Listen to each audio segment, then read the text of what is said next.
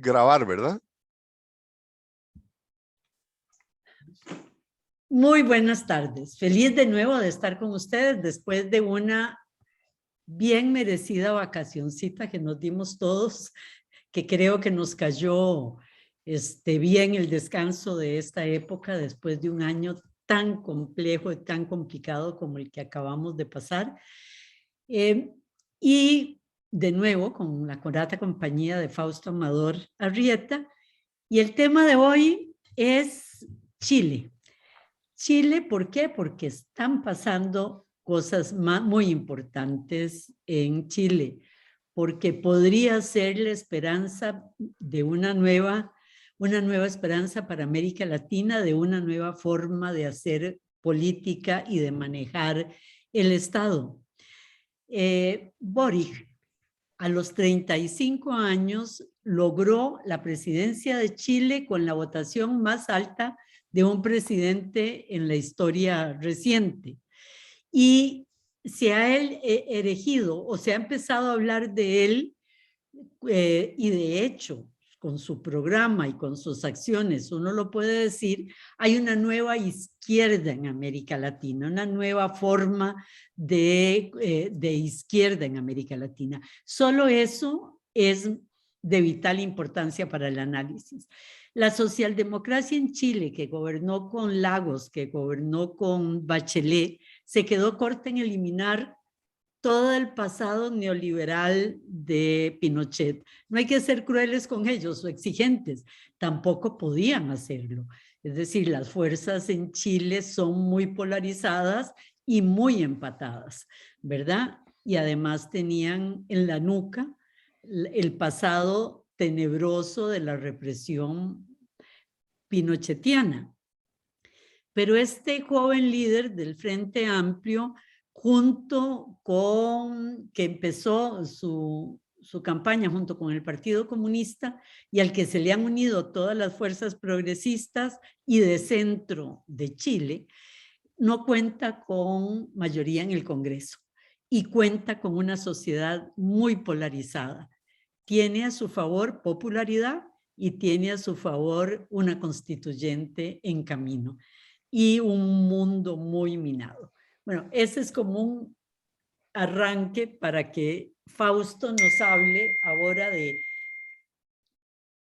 quién ganó y quién perdió y cómo están las fuerzas políticas en este momento en Chile. Hola, Mimi. Me parece que sí, que logramos aprovechar el descanso y fue un descanso bastante rico que difícilmente tuvo Boric en Chile. Ni ninguno de nuestros candidatos tampoco. Ninguno de nuestros candidatos acá, efectivamente. Eh, Nosotros tenemos que retrotraernos un poquito a lo que había ocurrido en Chile desde el llamado a la constituyente de la que vamos a hablar en alguna otra ocasión. Eh, Básicamente, lo que había ocurrido era una caída, una catástrofe de los partidos de la transición democrática, que eran varios partidos, Partido Demócrata, Partido Demócrata Cristiano, Partido por la Democracia, Partido Socialista, en fin, varios partidos que más o menos podríamos reunirlos entre el liberalismo democrático, la democracia cristiana y los socialistas tradicionales. La Eso se habían... socialdemocracia nuestra sería, ¿verdad? Sí, sería como la socialdemocracia nuestra y digamos que la democracia cristiana sería como el PUSC nuestro y los liberales serían más o menos como el libertario nuestro. No hay mucha diferencia, pero todos agrupados frente a la derecha, al centro derecha. Eh, Había habido una catástrofe, se había derrumbado esa cosa. Y si nosotros queremos ver cómo se había derrumbado, la mejor expresión la dice Giorgio Jackson, una personalidad de la que vamos a hablar un poquito más porque se le ha metido menos. Giorgio Jackson publicó un libro que más o menos revela el pensamiento tanto de él como de Boric. El, el país que soñamos, dice su libro.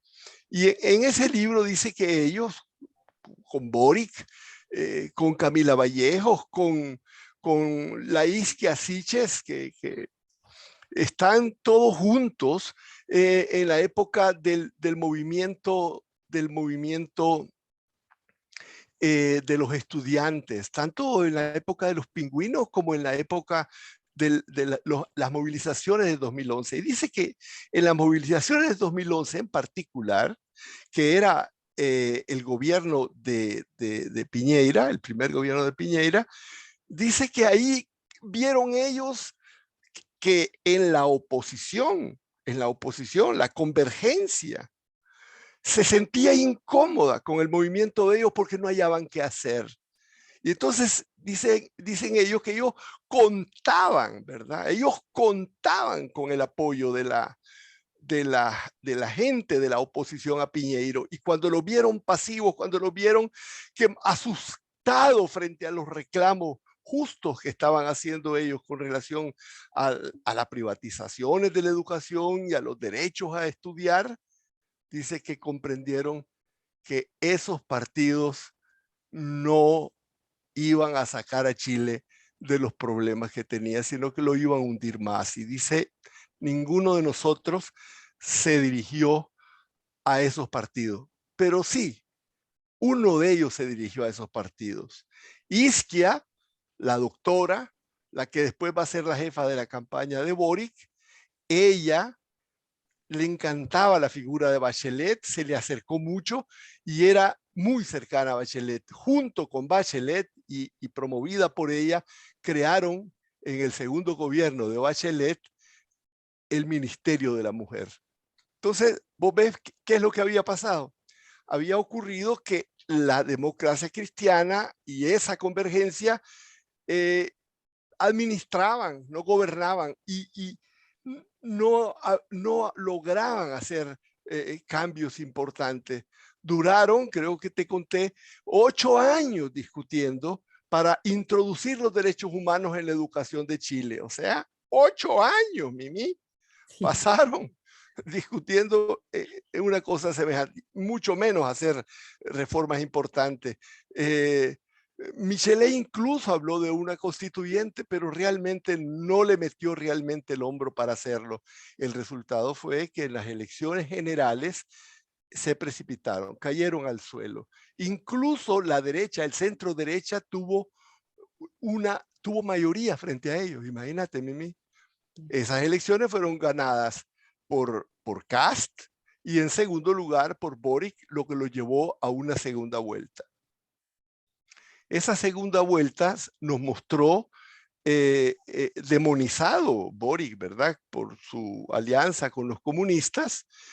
Las fuerzas que estaban enfrentándose eran el centro derecha, que le puso ciertas condiciones a Kast para apoyarlo, y Kast aceptó cualquier cosa, y lo apoyaron abiertamente. Incluso en la derecha tuvieron discusiones, sabían que iba a perder Kast, sentían que iba a perder Kast, pero le metieron todo el hombro para que ganara. En cambio, en lo que se refiere a Boric, los viejos partidos de la democracia cristiana, el Partido Socialista, todos ellos, le dieron apoyo incondicional a Boric, total a Boric. Pero el propio Boric, ¿verdad? El propio Boric, que escogió nada menos que a una dirigente que había y altamente popular, una de las mejores, la habían calificado como una de las políticas más populares de Chile, a Isquia Siches, que se había destacado en la lucha contra la pandemia, había sido la presidenta del Colegio de Médicos, la puso a su lado y comenzó a tomar distancias frente a la demonización que se quería hacer de él. No logró, hay varios gestos que lo revelaron en medio de la campaña. El primero de ellos fue frente a las elecciones en Nicaragua. Eso fue definitorio. Mientras que el Partido Comunista, de una forma automática y sin ni siquiera llegar a tomar una decisión oficial, el responsable de relaciones exteriores del Partido Comunista automáticamente mandó a felicitar a Daniel Ortega. Automáticamente, sin resolución del Comité Central, sin nada. El viejo responsable de relaciones exteriores, el hombre de las relaciones con Moscú y con Cuba, mandó a felicitar a Daniel Ortega. Instantáneo. Sí, Mimi. No, qué interesante que la posición de Boric fue inmediata, decir, no lo reconocemos, es un dictador, no hay democracia en Nicaragua. O sea, fue realmente duro y tajante que miembros jóvenes del Partido Comunista le dieron la razón inmediatamente a Boric también. O sea, No, eso... pero Boric lo hizo, mira, en el mismo instante, es por interesante, eso, lo hizo en el mismo inmediato. Pero en el mismo instante que Boric rechaza saludar a Daniel Ortega y más bien lo condena, ahí mismo, en el momento en que hace esa declaración, dice, y pregúntenle a Camila, pregúntenle a Carol, por favor. Líderes ellos están conmigo. Camila Vallejos y Carol Caroli, grandes dirigentes estudiantiles que están en el Partido Comunista y compañeros de él desde la época de las luchas estudiantiles. Y que de inmediato salieron a apoyar lo que decía Boric, decir, no aceptamos lo que este señor dijo. Y además diciendo que el partido, que no era una posición de partido. En la nueva izquierda también está un nuevo partido comunista. Quiero decir, la nueva izquierda de Boric, que es más hacia el centro de lo que el Partido Comunista es muy de él, pero también en el Partido Comunista chileno hay avances a una posición mucho más moderna, menos plegada, verticalista, centralista, democrática, etcétera, etcétera. Es decir, sí, Mimi, pero te voy a añadir una cosa más que es importante para ser justos. En la época de Allende, el Partido Socialista estaba más a la izquierda del Partido Comunista. El Partido Comunista era el más prudente, el que estaba diciendo que no se metieran en políticas aventureristas, mientras que el Partido Socialista estaba empujando a Allende y el MRP, el Movimiento Revolucionario, estaba empujando a Allende. Vos ves que ya el Partido Comunista chileno ha sido calificado desde antes como eurocomunista. Fue un partido que no apoyó la invasión de Checoslovaquia. Es un viejo partido que ha sido, con relación al resto de los partidos de América Latina, un partido comunista bastante moderado. Pero bueno, la juventud que se unió a ese partido comunista, casi todos se unieron, no porque se sintieran atraídos por él, sino porque venían de familias comunistas. La Camila Vallejo, su papá y su mamá eran del partido, y Carol, etcétera. Pero la nueva dirigencia todavía hace a ese partido, como vos muy bien lo decís, un partido más moderado. Pero bueno, este primer rasgo de Boric con relación a Nicaragua muestra, porque no fue solo Nicaragua, ¿verdad? Porque lo mandó a felicitar, a Boric, sí, pero lo mandó a felicitar Maduro y no le aceptó las felicitaciones. Le dijo, señor, usted no respeta los derechos humanos en su país, etcétera. O sea, no le aceptó las felicitaciones. Hay otro gesto también que muestra el talante que tiene Boric. Ese fue con relación a Parisi. En las elecciones, en las primeras elecciones, salieron tres. Un poquito. Parisi, un candidato que estuvo fuera de Chile, manejó su campaña desde Miami, porque no había pagado pensiones alimentarias. Sin embargo, era el tercer lugar de la votación. Parisi, un líder populista, que luchaba contra el establecimiento, ¿verdad? Perdón, pero es porque si alguno no nos siguió No, en los no, programas anteriores. correcto. Parisi, la gente que apoyó a Parisi, siendo el tercero, lógicamente estaba decidiendo las elecciones.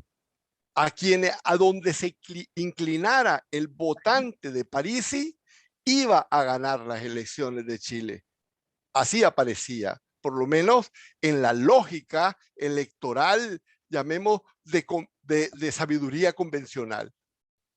Entonces Parisi, para convertirse en una bisagra, la campaña del Parisi la hizo por internet y por medio de las redes sociales y conferencias por redes sociales, etcétera. Convocó a los dos candidatos a un debate frente a la audiencia de sus electores. Y entonces, lógicamente, Kass acudió a ese debate y Boric dijo no. Y es interesante cómo dijo que no, y los que dirigieron su campaña lo explican. Dicen que ellos mismos le dijeron, bueno, hay que ir a ese debate. Y Boric dijo no. Este señor, hacer eso sería condonar que su conducta inmoral de escapar e ilegal, de escapar a sus obligaciones mínimas, morales y legales con su familia, escapando al pago de la pensión alimenticia. Y dijo Boric una frase muy importante: y si por no acudir a eso pierdo, pues pierdo. Ahí ganó. Ahí, Ahí ganó. ahí ganó, Son efectivamente. esos riesgos de posición política, pero que señalan firmeza en la ética o en la moral, que hacen que el votante se defina, Sí, ¿verdad? sí, Puede confiar en esta persona. y gran consecuencia. Mm. Y lo otro es que, mira, dicen que tanto Kass como Boric se acercaron al centro. Mira, las posiciones de Boric siempre han estado en el centro. Se podría decir, si lo que No, estaba queriendo no, Boric es algo no. así algo como Costa Rica, o sea, Ah, en Boric. la primera, Boric. Boric. Dije Kass. Sí. Ay, qué locura. Qué disparate. Iba a No, no, decir, no, digo, clases de derecha extrema, no tiene nada de centro. no, claro que no. Ese sí hasta el centro. No, pero las posiciones de Boric nunca estuvieron en la extrema izquierda. Ese era lo que lo hacían ver. Lo que pasa es que se cambió la forma Lo que sí de... tenía era un lenguaje radicalón, exagero, pero por ejemplo era No, no, sí, capaz de sí. decir, no cedemos ni un paso en que las pensiones, ¿verdad? Piense lo que piense la derecha, las pensiones vuelven a manos del Estado. Y ahí, entonces autoritarismo, usted no va a dialogar con los otros. Eso sí cambió. No, el diálogo es el camino, pero el contenido es el mismo.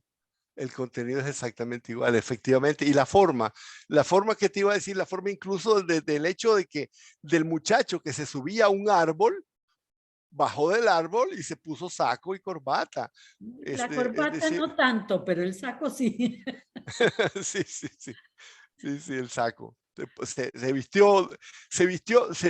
Se dio una apariencia Presidente. más presidenciable, más Exactamente. aceptable.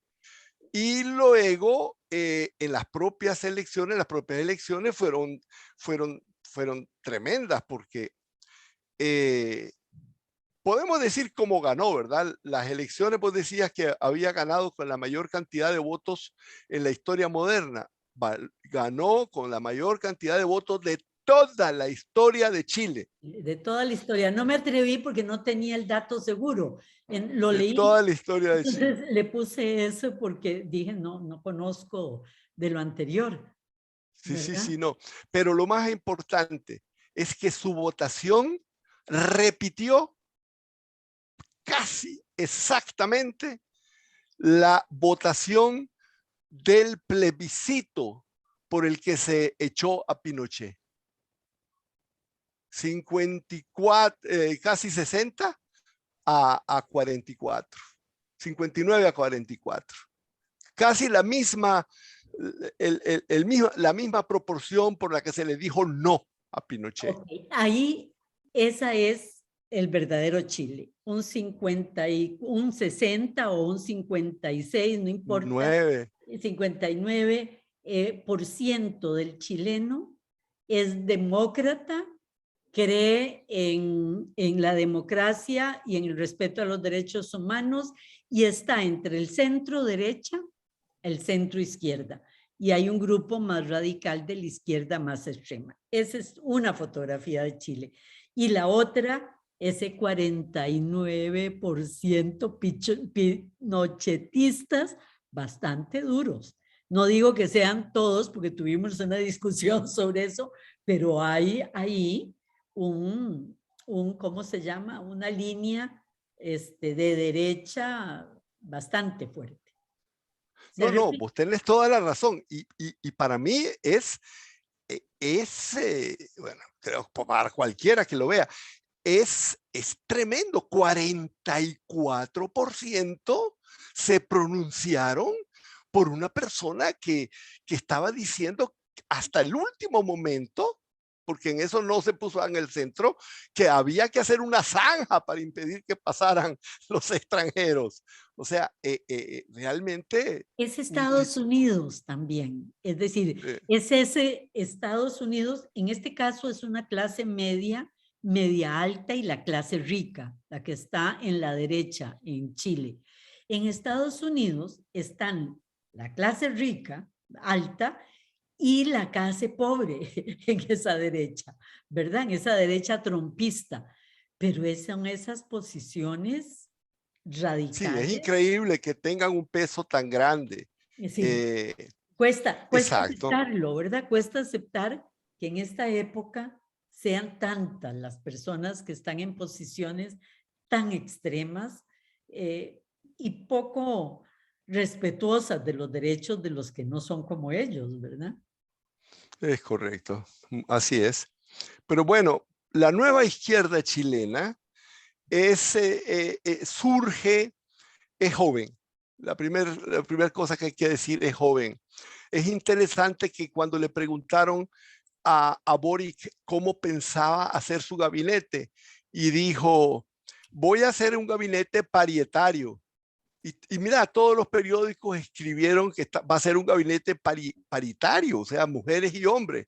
Y yo tuve que oír la entrevista y el tipo dijo parietario, que paridad de hombres y paridad de edades. El tipo no quiere hacer un gabinete solamente de jóvenes, comprende la importancia de la experiencia, que es una gran riqueza. Y yo creo que deberíamos introducir en el vocabulario político esa expresión parietario. Pero eso es brillante, porque en el momento en que la juventud se sentía triunfadora y había ganado, porque su campaña, él, su jefe de campaña, los líderes de él, todos en esa generación que creció en las barricadas universitarias, 35, entre 30 y 35 o de 25 a 35 años. En ese momento él dice, ahora convoco a los viejos, vengan, experiencia para que además nos controlen en nuestras, ¿verdad? Impulsividad juvenil. Eso Es no lo correcto, así dice es. alguien que acaba de ganar en la forma en que ganó él, ¿verdad? Es difícil de encontrar a alguien que en el Pero hay que momento del entender, triunfo se controle. Para reafirmar lo que estás diciendo, tenemos que decir que la dirigencia, toda la gente que está alrededor de Boric, ¿verdad? De Boric, ahora te voy a decir que no solo de Boric, toda esa gente son los dirigentes estudiantiles de 2011. Sí, O pues, sea, entre 30 y 35 años, de ahí no pasan, ¿verdad? ayer tuvo una reunión Boric con el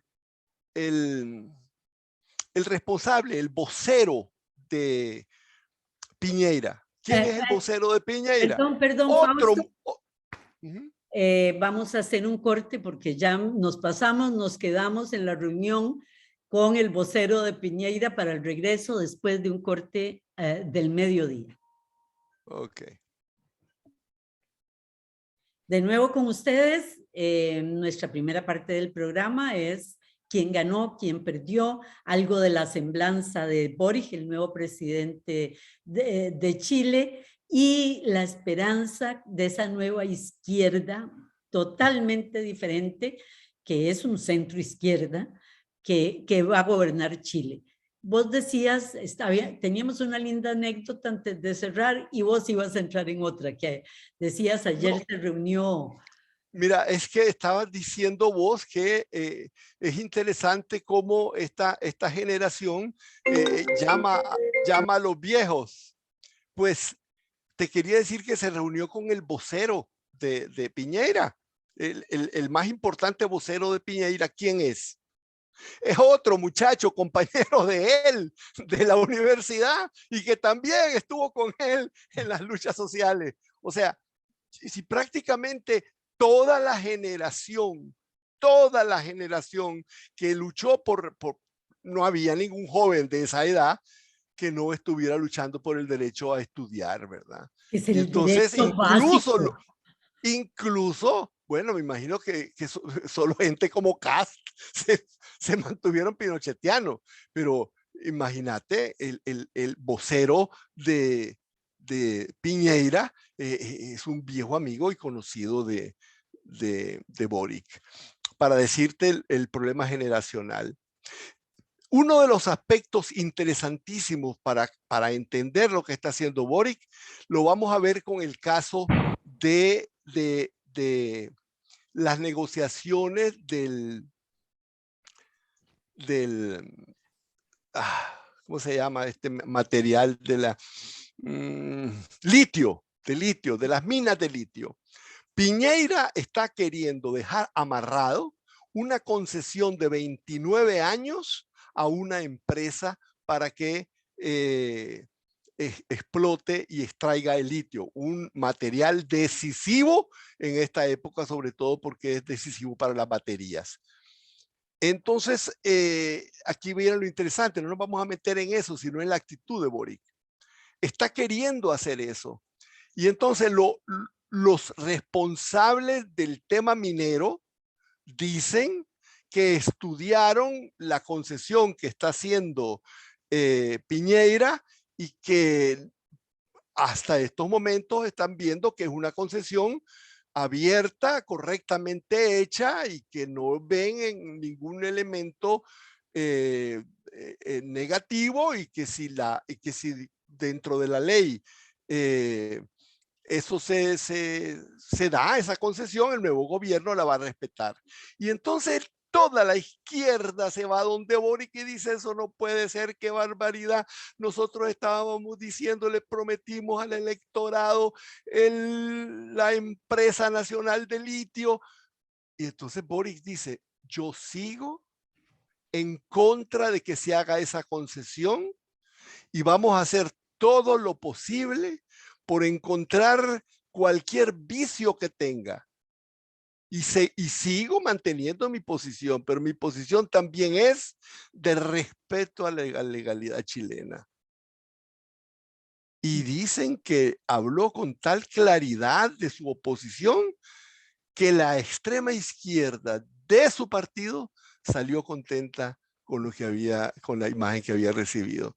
Eso te da otra faceta de cómo está Otra funcionando, ¿verdad? faceta importante de él es que como congresista, ¿verdad? Que viene del Congreso, es reconocido como un excelente negociador y alguien que escucha y que es capaz hay tres cosas de la personalidad de Boric que no sé si nombrarlas o no, porque hay tanto estereotipo o prejuicio en relación a estas cosas que podría choquear a algunas de nuestros oyentes, pero que lo señalan como un ser humano especial. Primero, Boric es gay y es reconocido, y lo reconoció desde la época de las luchas estudiantiles. Bueno, digamos que es plurisexual. Bueno, pero siendo plurisexual lo reconoce y lo habla, ¿verdad? En una época y con enorme respeto.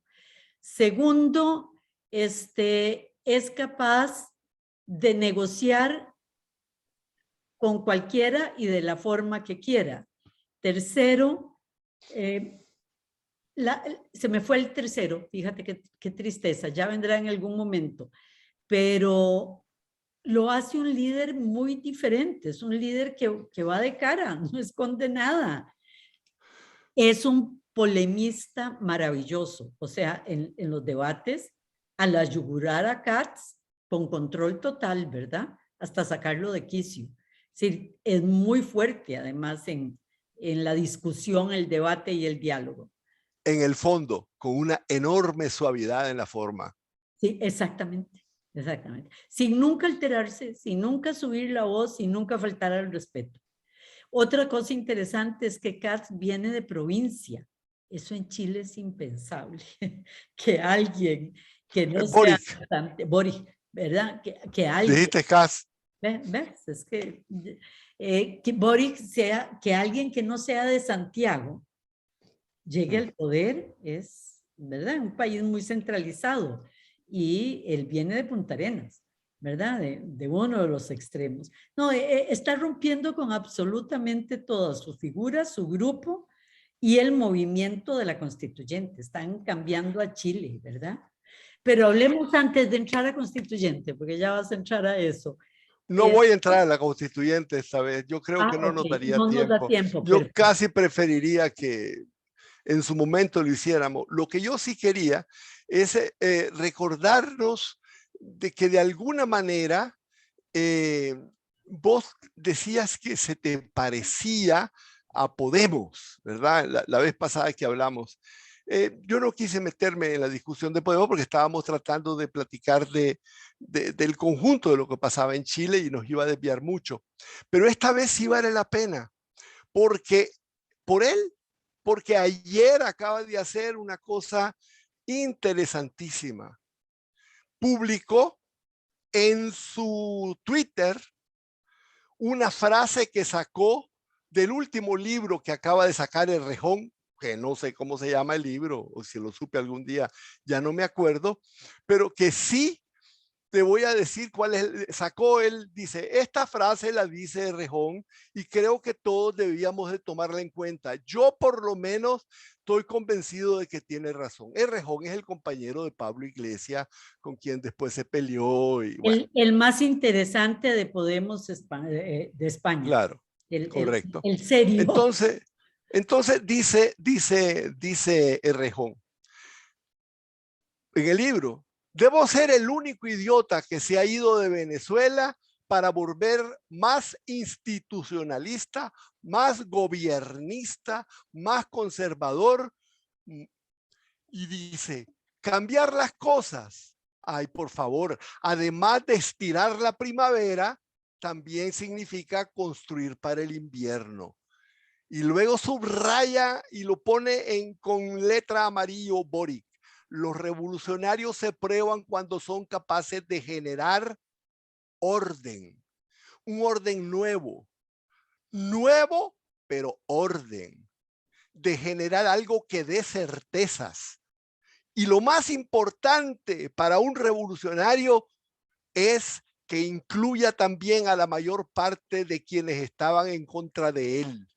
La prueba fundamental es que lo más radical no es asaltar el palacio, sino garantizar que al día siguiente hay alguien que recoge la basura. Brillante, brillante. ¿Sabes qué? Lo que se me había olvidado decir de él Ajá. es la capacidad de aceptar errores. Es decir, con Correcto. una naturalidad que también es poco normal en un político. Cuando le dicen, pero usted dijo en tal momento, me equivoqué. Es decir, Sí, y eso no es, dice, no, es que yo quise decir, pero sí, donde dije, o digo era Diego. otra época de mi vida, o uno cambia, o sea, todo el discurso, no, me equivoqué, como me he equivocado montones de veces en la vida, ¿verdad? Y lo más importante, él Y dice, nunca le he y echado la voy a hacer, culpa a nadie de esa exacto, equivocación, es eso iba a mía, decir. mía la Exactamente, equivocación. Es exactamente. nada más muy interesante, realmente, para que entremos entonces, o entrar en Sí, el sí, tema claro. de la nueva izquierda latinoamericana. ¿Por qué? Porque Sí, tenemos un panorama de izquierda terrible que da hasta vergüenza, me imagino, para la gente de izquierda seria, que es Nicaragua, Venezuela, Cuba, ¿verdad? Que Costa es, Rica, digamos, Costa Rica. pues bueno, pero no está en el gobierno, o sea, Sí, sí, sí. Lo que digo es que es increíble cómo en Costa Rica existe una izquierda que no se haya desligado de eso, totalmente ¿verdad? Pero de es Ortega, la pero gente que bueno. está en el gobierno y que es, por Dios, no crea ninguna diferencia con lo que es la derecha extrema. Con la única, si hay una diferencia, la derecha extrema crea riqueza para unos pocos, pero crea riqueza. Estos ni siquiera crean riqueza para unos pocos, son capaces de destruirla, ¿verdad? En su Así es. megalomanía de control del poder. Bueno, esa izquierda, la gente habla de la izquierda latinoamericana y hace referencia a eso, y se olvida que existe otra izquierda que es Uruguay, que fue Lula en Brasil, que México no sé dónde ponerlo, la verdad no sé, o sea, no me pidas que ubique a México porque me pongo a llorar, y posiblemente lo que va a hacer Colombia si gana las elecciones, el candidato de la izquierda, que es otra cosa, ¿verdad? Así Él es. no tiene nada que ver con la bestialidad de una izquierda degenerada, diría yo, porque es de degeneración política en el gobierno. Entonces, cuando vos hablas de la nueva izquierda latinoamericana y que Boric es la primera imagen de esa nueva izquierda, alguna gente mete al presidente de Perú, yo no lo meto, por Dios, él está en la vieja izquierda. O meten también que ganó Dinora en Honduras, por Dios, está en la vieja izquierda, no está en esta vieja izquierda, venida menos, no está en la nueva izquierda planteada por Boric, planteada por Mujica, planteada por Lula, por ejemplo, ¿verdad? Y eso que Mujica y Lula son de otra generación, ya esta nueva izquierda chilena trae características todavía más interesantes. Hablando Lo de... que pasa, lo que pasa es que antes de hablar de la izquierda tenemos que entender las visiones de poder.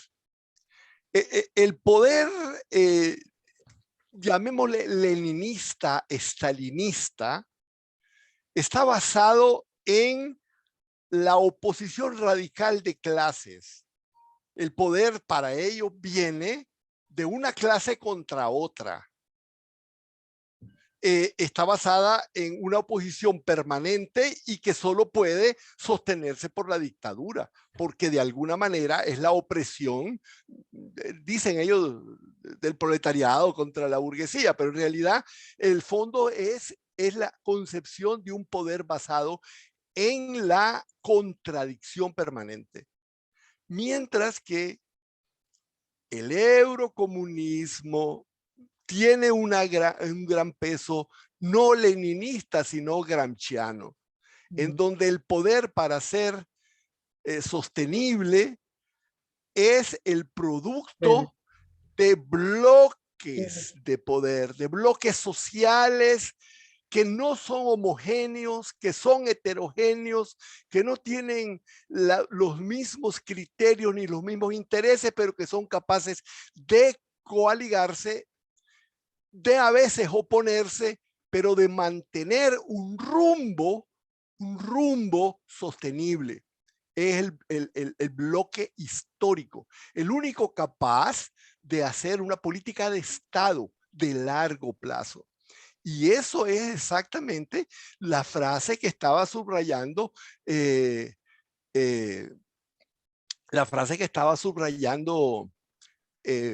Boric de Errejón.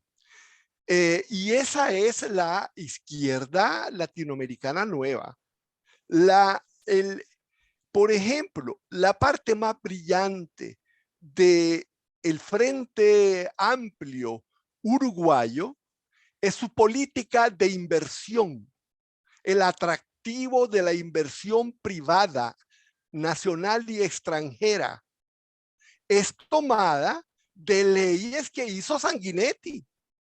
Es decir, ellos se lanzan a la creación de un bloque. Ellos dicen, para ser sostenible necesitamos a la empresa privada, a la gran empresa privada que sienta que también se beneficia con políticas de carácter social, se beneficia con políticas de carácter ambiental, se necesita con políticas de innovación y con políticas educativas. Esa línea de orientación es también la que le dio el triunfo a Lula, porque la estructura de las leyes más importantes de Lula, la que se llamó la ley Dubain, la ley del bien, la hizo Cardoso. O sea, del otro lado la tomó y también ellos constituyeron un bloque. Durante el periodo de Lula, la inversión privada nacional y extranjera fue enorme y la creación de riqueza en Chile fue mayor que en ningún otro momento. Es eso lo que está... Brasil. En Brasil, sí. Sí, porque iba a decir que Chile, sí, nos saltamos de nombre. En Chile es de nuevo eso. Y ese es el gran reto, ¿verdad? Ese es el gran reto, esa es la idea. La necesidad de que se produzca lo que se está produciendo en América Latina es un punto de inflexión. El neoliberalismo ha llegado a su extremo. Son muy pocos países que van a necesitar alguna pequeña dosis de correctivo liberal. Costa Rica probablemente, pero el resto de América Latina, el neoliberalismo ha llegado a extremos exagerados y entonces está en total bancarrota. La gente de la derecha del mismo Chile está en un periodo de redefiniciones. No es que en algún momento no van a defender sus intereses, por supuesto que los van a defender, pero de lo que se va a tratar es precisamente de no poner los intereses de ellos como contrapuestos de forma radical a los intereses de la nación. Se trata de encontrar el término, el encuentro de los intereses de todos, en donde a veces unos hacen sacrificios, a veces otros hacen sacrificios. Ese es el proceso de la nueva construcción latinoamericana. Un movimiento pendular, pero no hacia la extrema izquierda, sino un movimiento pendular hacia las correcciones necesarias de un neoliberalismo que ha hecho a un lado las responsabilidades enormes que tiene el Estado, tanto para producir riqueza como para producir justicia social. Fíjate Colombia, que a mí, perdón. en Colombia dicen que viene uno de izquierda, dicen, porque Petro fue guerrillero, pero fue guerrillero no de la FARC, fue guerrillero del M-19.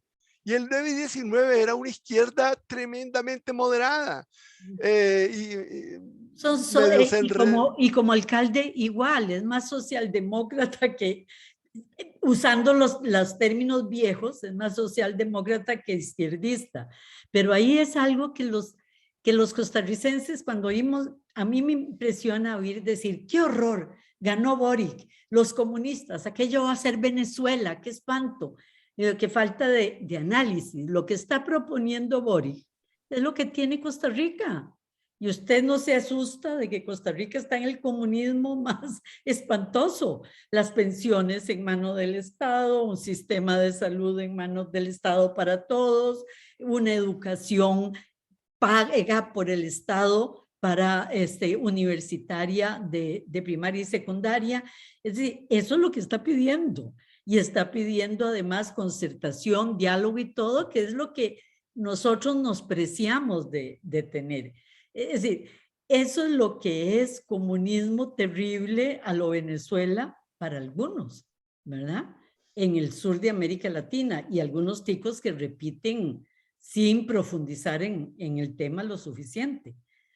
Sí, porque hay que darse cuenta de que cuando se habla de socialdemocracia es necesario que distingamos la socialdemocracia como